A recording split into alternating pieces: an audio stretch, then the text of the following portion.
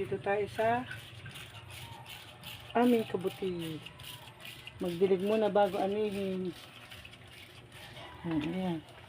Dami na nila, oh. Yung pa sa ilalim, ito nalaglag na eh. Ayan. Nakatalikod na para madaling diligin.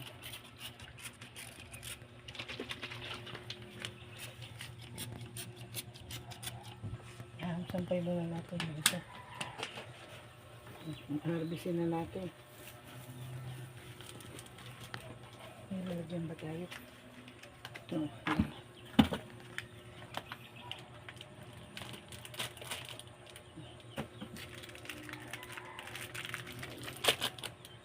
Ito po yung may order. Siguro may 1 kilo o half kilo.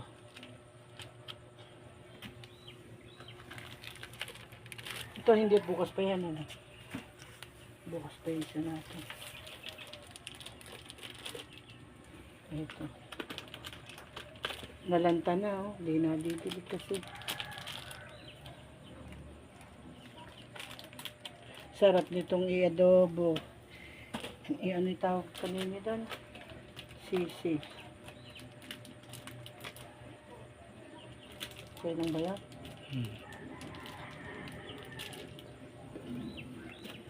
Ito po, dami. Ito bukas pa ito aanihin. Ito. Tsaka ito. Tapos may patubo pa. Ayan. Ito pa, oh. Yung pa iba nakatalikod.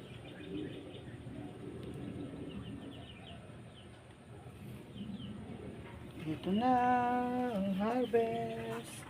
Thank you for watching.